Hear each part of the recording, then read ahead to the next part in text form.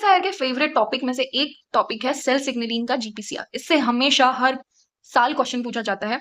Part B में 2 mostly और part सी में 2। अगर मैं 10 ईयर्स के पेपर्स की बात करूंगी तो हमें 20 से ज्यादा क्वेश्चन जीपीसीआर से देखने को मिलते हैं। अभी तक जीपीसीआर नहीं भी पढ़ा है तो आपको इस वीडियो से जीपीसीआर बिल्कुल समझ में आ जाएगा। ठीक है, जीपीसीआर का फुल फॉर्म देख लेते हैं हम। क्या होता है? जी प्रोटीन कपल रिसेप्टर। इसमें अगर हम देखेंगे तो जी प्रोटीन और रिसेप्टर ये दो चीजें मिलती हैं।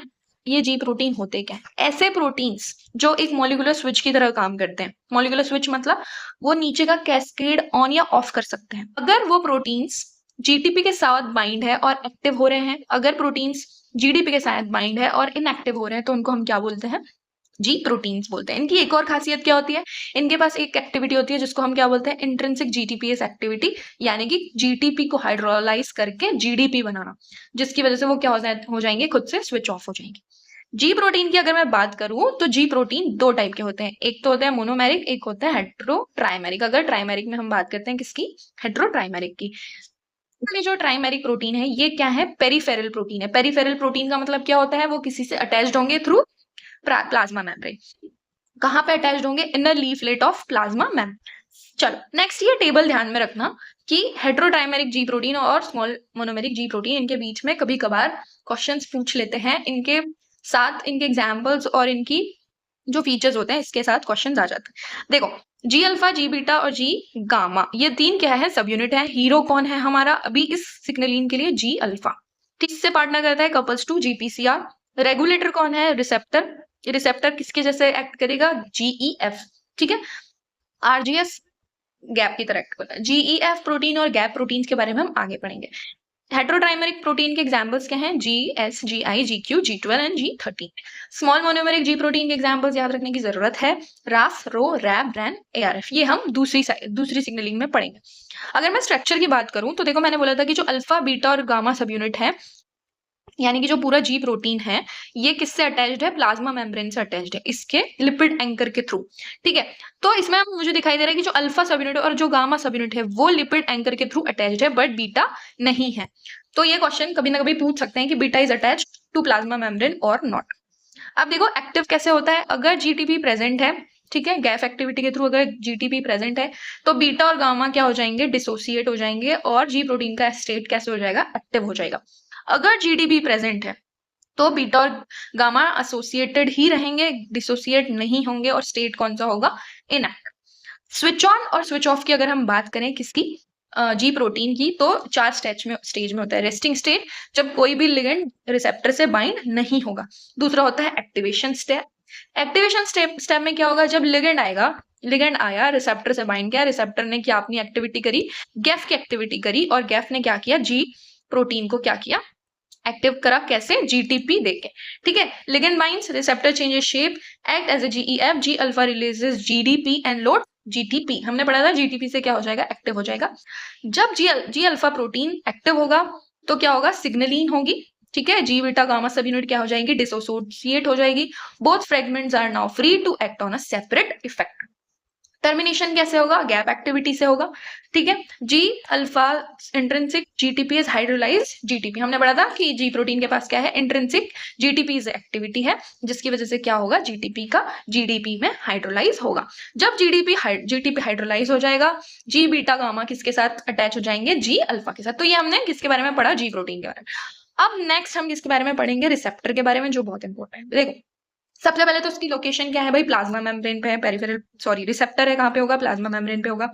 7 ट्रांसमेम्ब्रेन हेलिकल स्ट्रक्चर है, ये बहुत कॉमन हो चुका है, अब नहीं पूछते।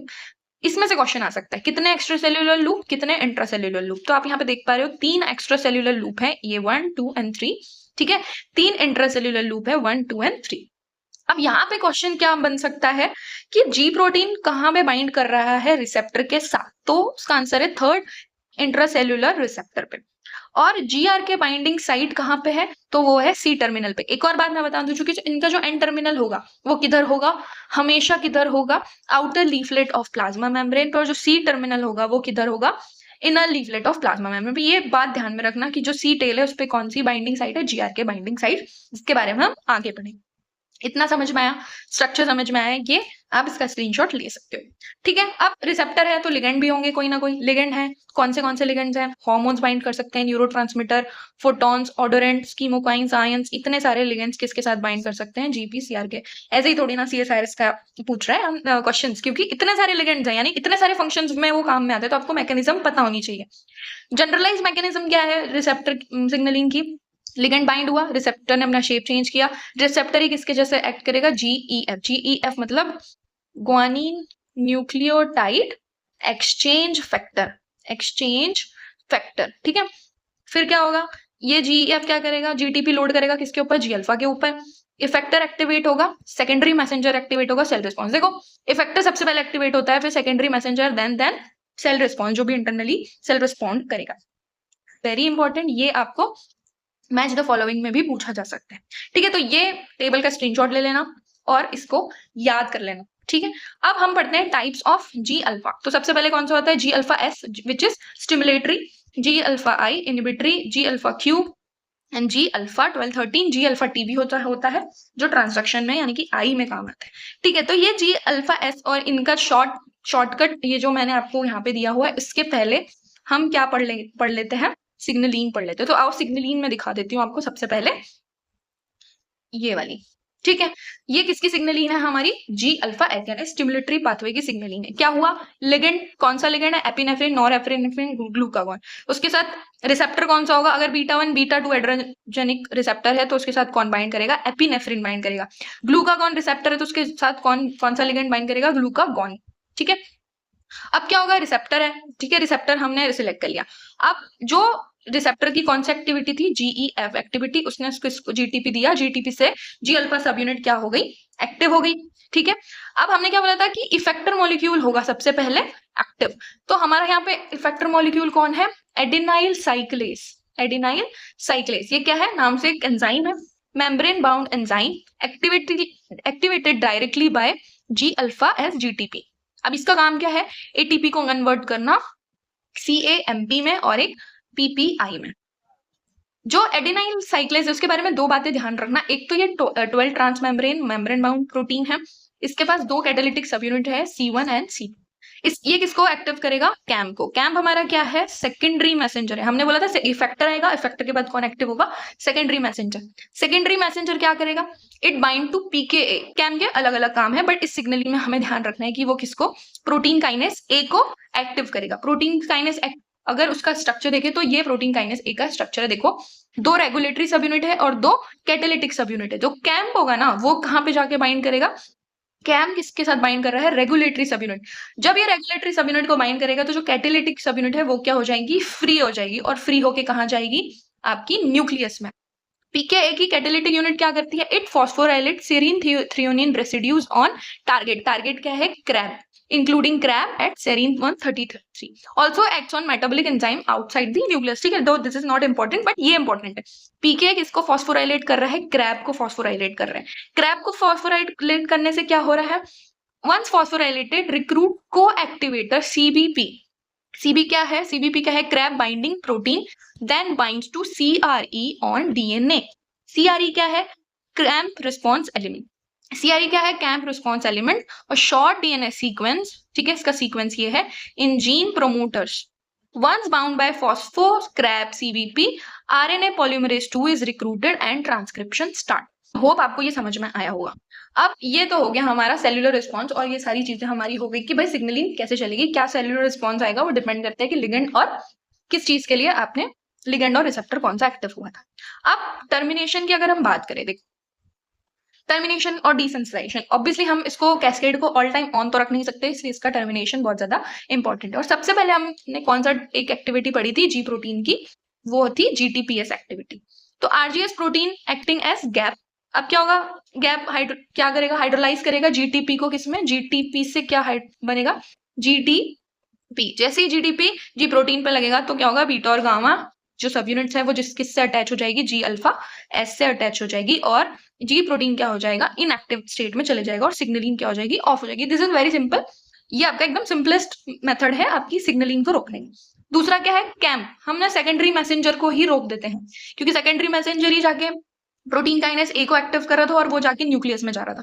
तो कैम फॉस्फोडाइस्टरेज एंजाइम क्या करेगा, कैम को हाइड्रोलाइज कर देगा किसमें, 5 प्राइम एएमपी में। 5 प्राइम एएमपी होगा तो वो जाके कैटालिटिक सब यूनिट से बाइंड ही नहीं करेगा प्रोटीन काइनेस की, और प्रोटीन काइनेस क्या नहीं होगा, एक्टिवेट ही नहीं होगा और नीचे का कैस्केड रन होगा ही नहीं। तो ये एक दूसरा मेथड है जिसमें हम किसको ब्लॉक कर रहे हैं, सेकेंडरी मैसेंजर को ब्लॉक कर रहे हैं। थर्ड और मोस्ट इंपॉर्टेंट है इंटरनलाइजेशन डिसेंसिटाइजेशन, जिसको हम बोलते हैं। देखो मैंने बताया था कि सी टेल पे, right, C tail of receptor पे एक जीआरके बाइंडिंग प्रोटीन साइट होती है, ठीक है। जीआरके का फुल फॉर्म क्या है, जीपीसीआर काइनेस, यानी कि जीपीसीआर काइनेस क्या करेगा, वो फॉस्फोराइलेट करेगा। कहीं पे भी अगर हम काइनेस पढ़ रहे हैं इसका मतलब क्या होता है, वो कहीं ना कहीं जाके उसको, उस चीज को फॉस्फोराइलेट करेगा। तो ये क्या है, जीपीसीआर काइनेस है, किसको फॉस्फोराइलेट करेगा, जीपीसीआर। कहाँ पे करेगा, सी टेल पे करेगा। अब जहां पे जीपीसीआर फॉस्फोराइलेट हुआ है वहां पे क्या होगा, बीटा अरेस्टिन बाइंड होगा।